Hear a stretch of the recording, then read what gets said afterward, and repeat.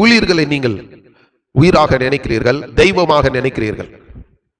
ஊழியரை நீங்கள் தெய்வமாக நினைப்பதினால உங்கள் பிரச்சனைகள் மாறவில்லை. ஊழியர்கள் தெய்வம் என்றால் அப்ப ஏன் இந்தியா ரட்சிக்கப்படாமல் இருக்கிறது? ஊழியர்கள் தெய்வமாக இருந்திருந்தால் ஏன் சபை வியாதியில் கிடக்கிறது? ஊழியர்கள் தெய்வம் என்றால் ஏன் சபை இன்னும் தரித்திரத்திலையும் வறுமையிலும் இருக்கிறது? ஹல்லேலூயா. இது கடவுளுடைய தவறு கிடையாது, ஏசப்பாவுடைய தவறு இல்லை. இது விசுவாசிகளுடைய, உங்களுடைய தவறு. உங்கள் நம்பிக்கை கர்த்தர் மீது இருக்கணுமே தவிர ஊழியர்கள் மீது அல்ல. 80 லட்சம் ரூபாய் கடன் பிரச்சனையிலிருந்து விடுதலை ஆவதற்காக பல ஊழியர்களை என் வீட்டுக்கு அழைத்து ஜெபிக்க வைத்து ஒன்றும் நடக்கவில்லை. நான் அதிகமாக ஊழியர்களை தெய்வமாக பார்த்தேன்.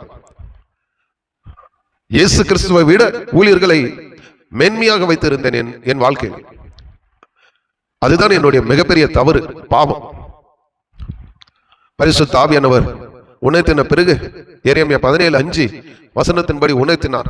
மனுஷன் மீது நம்பிக்கை வைக்கிற மனுஷன் சபிக்கப்பட்டவன் என்று சொல்லப்பட்டு இருக்கிற அந்த வசனம் எனக்கு காண்பித்தார். அதற்கு பிறகு எந்த மனுஷனையும் நான் நம்புவதை விட்டுவிட்டேன். இப்போது கர்த்தரை மாத்திரம் நம்பி இருக்கிறேன்.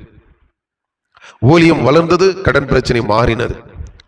இன்னைக்கு வட மாநிலத்தில் 8 மாநிலத்தில் ஊழியம் செய்து கொண்டு வருகிறேன். கர்த்தருடைய கிருபையினால எந்த ஸ்தாபனத்தினுடைய உதவி இல்லாமல் ஒரு தனி நபராக இருந்து கர்த்தர் என்னை 8 மாநிலத்தில் ஊழியம் செய்ய வைத்திருக்கிறார். 300க்கும் மேற்பட்ட ஊழியர்களை உருவாக்கி இருக்கிறேன். 10 சபைகளுக்கு மேலாக ஸ்தாபித்திருக்கிறேன். இன்றைக்கு எனக்கு கீழே 300 ஊழியர்கள் மேலாக இருக்கிறார்கள். ஆயிரக்கணக்கான மக்கள் ரட்சிக்கப்பட்டு இருக்கிறார்கள். நான் இது எல்லாம் எப்போது நடந்தது என்றால் கர்த்தர் மீது நான் நம்பிக்கை வைக்கும் பொழுது. உங்கள் நம்பிக்கை கர்த்தர் மீது வைங்கள். உங்கள் பிரச்சனைக்கு தீர்வு யார் தெரியுமா? இயேசு கிறிஸ்து மாத்திரம் தான். உங்கள் கடன் பிரச்சனை தீர்வுக்கு யார் தெரியுமா? இயேசு கிறிஸ்து மாத்திரம் தான். ஊழியர்கள் அல்ல, தீர்க்கதரிசிகள் அல்ல, அப்போஸ்தலர்கள் அல்ல. நானும் ஒரு தீர்க்கதரிசி தான். தீர்க்கதரிசி என்பது எது? கர்த்தர் சொல்வதை மக்களுக்கு சொல்வது, அதுதான் தீர்க்கதரிசி. உன் வீட்டுல ஆடு இருக்கு, கோழி இருக்கு, மரம் இருக்கு, அது கிடையாது தீர்க்கதரிசி. பொருளாசையை தூண்டி விடுகிற தீர்க்கதரிசி அல்ல நான். உங்களுடைய தவறை சுட்டி காட்டுவதுதான் கர்த்தருடைய தீர்க்கதரிசி. பாவத்தை சுட்டி காட்டுவது, விழுந்தவர்களை தூக்கி விடுவதுதான் தீர்க்கதரிசி. பொருளாசையை தூண்டி விடுகிற தீர்க்கதரிசி அல்ல நான். உங்கள் நம்பிக்கை கர்த்தர் மீது வையுங்கள். கர்த்தர் உங்களுக்கு வழியை வாய்க்க பண்ணுவார். சங்கீதம் 137 சொல்கிறார் பாருங்க. வேதத்தை வாசிப்பதில்லை, ஊழியர் வந்து என் வீட்டுல ஜெபம் பண்ணால் எல்லாம் மாறிவிடும் என்று நினைக்கிறீர்கள். தவறு. கர்த்தரை நம்பி நன்மை செய், தேசத்தில் குடியிருந்து சத்தியத்தை மேய்த்துக்கொள். கர்த்தரிடத்தில் மனமகிழ்ச்சியார், அவர் உன் இருதயத்தின் வேண்டுதலை உனக்கு அருளை செய்வார். உன் வழியை கர்த்தருக்கு ஒப்புவி, அவர் மேல் நம்பிக்கையார், அவரே காரியத்தை வாய்க்க பண்ணுவார். சங்கீதம் 37 3, 4, 5. அதற்கு பிறகு நிறைய இருக்கிறது. கர்த்தரிடத்தில் மனமகிழ்ச்சியாயிரு, அவர் உன் இருதயத்தின் வேண்டுதலை உனக்கு அருளை செய்வார். உன் வழியை கர்த்தருக்கு ஒப்புவி, அவர் மேல் நம்பிக்கையாரு, அவரே காரியத்தை வாய்க்க பண்ணுவார்.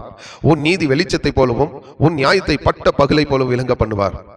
நான் 7 கர்த்தரை நோக்கி அமர்ந்திரு, அவருக்கு காத்திரு, காரிய சித்தி உள்ளவன் மேல் தீவினைகளை செய்கிற மனுஷன் மேலும் எரிச்சலாகாதே. கோபத்தை நெகிழ்த்து உக்கிரத்தை விட்டுவிடு, பொல்லாப்பு செய்ய ஏதுவான எரிச்சல் உனக்கு வேண்டாம். பொல்லாதவர்கள் அற்புண்டு போவார்கள், கர்த்தருக்கு காத்திருக்கிறவர்களும் பூமியை சுந்தரித்துக் கொள்வார்கள். இந்த வசனங்கள் எல்லாம் வாசித்து பாருங்க. நீங்க தீர்க்கதரிசியை நம்புறீங்களா? அப்போஸ்தலர்களை நம்புறீங்களா? ஊழியர்களை நம்புறீங்களா? அதிகாரிகளை நம்புறீங்களா? ராஜாக்களை நம்புறீங்களா? பிரபுகளை ரட்சிக்க திராணி இல்லாத மனுபுத்திரனை நம்புவதை பார்க்கிலும் கர்த்தர் பேரில் பற்றுதலா இருப்பது நலம். ராஜாக்களுக்கே பாதுகாப்பு இல்லை, அதிகாரிகளுக்கே பாதுகாப்பு இல்லை. அவர்களே இப்போ நாட்டை எப்படி ஆள வேண்டும் என்று பயத்தில் இருக்கிறாங்க. பொருளாதார வீழ்ச்சி இன்னும் வருகிற நாட்களில் இந்தியாவில் மிகப்பெரிய பொருளாதார வீழ்ச்சி வரப்போகிறது. அதை சம்பாதிப்பதற்கு பல வழிகளை தேடுவார்கள். அவர்களால் முடியாது. ஏனென்றால் அவர்கள் உலக அறிவை வைத்து ஆளுகை செய்கிறார்கள். தேவனுடைய அறிவை வைத்து அவர்கள் ஆளுகை செய்யவில்லை. எகிப்தில் யோசேப்பு இருக்கும் பொழுது பார்வோனுக்கு ஒரு கனவு வருகிறது. சொப்பனம் காண்கிறார். 7 வருஷம் செழிப்பும் 7 வருஷம் பஞ்சம். அந்த சொப்பனத்திற்கு பார்வோன் கண்ட சொப்பனத்திற்கு அந்த தேசத்தில் உள்ள எந்த மனிதனும் அர்த்தத்தை சொல்ல முடியவில்லை. யோசேப்பை சிறைச்சாலையிலிருந்து பார்வோன் அழைக்கிறார். அந்த சொப்பனத்தின் அர்த்தத்தை பார்வோனுக்கு சொன்ன பொழுது அப்போது பார்வோன் அந்த தேசத்திற்கே யோசேப்பை அதிகாரியாக மாற்றுகிறார். இந்த உலகத்தில் இருக்கிற ராஜாக்களுக்கு இந்த உலக அறிவு தான் இருக்கு, விஞ்ஞானத்தின் அறிவு தான் இருக்க தவிர தேவனுடைய ஞானம் அறிவு கிடையாது. பரலோகத்தின் ஞானமும் அறிவும் ராஜாக்களுக்கு இருந்தா இந்த நாடு நன்றாக இருக்கும், போட்டி பொறாமையே இருக்காது, ஒரு ரத்தம் சிந்துதலே இருக்காது. பரலோகத்தின் ஞானத்தின் ஆவினாலும் அறிவினாலும் நிரப்பப்பட்டு இருக்கிற அதிகாரிகளும் ராஜாக்களுக்குள்ளும் பொறாமை, போட்டி, எரிச்சல், கோபம் இருக்கவே இருக்காது. இந்த உலக அறிவு ஞானத்தினால நிரப்பப்பட்டவர்களுக்கு தான் போட்டி, பொறாமை, எரிச்சல், கோபம், பகைகள், விரோதங்கள் இருக்கும். பதவிக்காக எதையும் செய்வார்கள், யாரையும் கொன்று போடுவார்கள். ஆனா பரலோகத்தினுடைய தேவனுடைய ஞானம், அறிவு எந்த மனுஷனுக்கு விரோதமாக தீங்கு செய்யாது. இந்த உலக அறிவு ஞானம் என்ன செய்யும் என்றால் மனிதனுக்கு தீங்கு செய்யும். அதுதான் இப்போது உலகத்தில் நடந்து கொண்டு வருகிறது எல்லா நாடுகளிலும். நான் உங்களுக்கு சொல்ல விரும்புவது என்னவென்றால், இந்த உலகத்தில் உள்ள ஊழியர்களையோ அரசாங்கத்தையோ ராஜாக்களையோ அதிகாரிகளையோ நம்ப வேண்டாம். கர்த்தர் மேல் உங்கள் நம்பிக்கை வைங்க. அதுதான் சங்கீதக்காரன் சொல்கிறார். சங்கீதம் 37:4, கர்த்தரிடத்தில் மனமகிழ்ச்சியாரு, அவர் உன் இருதயத்தின் வேண்டுதலை உனக்கு அருள செய்வார். உன் வழியை கர்த்தருக்கு ஒப்பி, அவர் மீது நம்பிக்கையாரு, அவரே காரியத்தை வாய்க்க பண்ணுவார். உன் நீதி வெளிச்சத்தை போலவும் உன் நியாயத்தை பட்ட பகலை போலவும் விளங்க பண்ணுவார். ஹல்லேலூயா. பாத்தீங்களா, இன்றைக்கு அநேகர் எச்சியான தீர்க்க தரிசனங்களை சொல்லுகிற தீர்க்கதரிசிகளுக்கு பின்பாக விசுவாசிகள் சென்று தங்கள் பணத்தை விரயமாக்குகிறார்கள். மிஷனரி ஊழியங்களுக்கு கொடுக்க மாட்டார்கள், சுவிசேஷ ஊழியத்திற்கு கொடுக்க மாட்டார்கள். ஆனால் உனக்கு கர்த்தர் ஒரு காரை தருகிறார், கர்த்தர் உனக்கு ஒரு வீடை தருகிறார், கர்த்தர் உனக்கு ஒரு நிலத்தை தருகிறார், கர்த்தர் உனக்கு ஒரு ஆடை தருகிறார், கர்த்தர் உனக்கு ஒரு கோழியை தருகிறார் என்று சொன்னால் போதும், கையில் இருக்கிறதும் காதில் இருக்கிறதும் காலில் இருக்கிறது அத்தனை கலட்டி கொண்டு போய் அவருடைய பாதத்தில் போட்டு விடுவார்கள். இது கர்த்தர் விரும்புவதில்லை. கர்த்தர் எதற்காக விதிக்க சொல்கிறார்? சுவிசேஷ ஊழியத்திற்காக, மிஷனரி ஊழியங்களுக்காக, தம்முடைய ராஜ்யத்திற்காக. நீங்கள் விதிக்கிற காணிக்கை யாருக்காக தெரியுமா? அவர் உங்களுக்கு ஒரு வீடு வருகிறது, கார் வருகிறது, கோழி வருகிறது, கோழி தருகிறார், ஆடு தருகிறார் என்று சொல்லுகிற இச்சையுள்ள தீர்க்கதரிசிகளுக்கு நீங்கள் விதிக்கிறீர்கள்.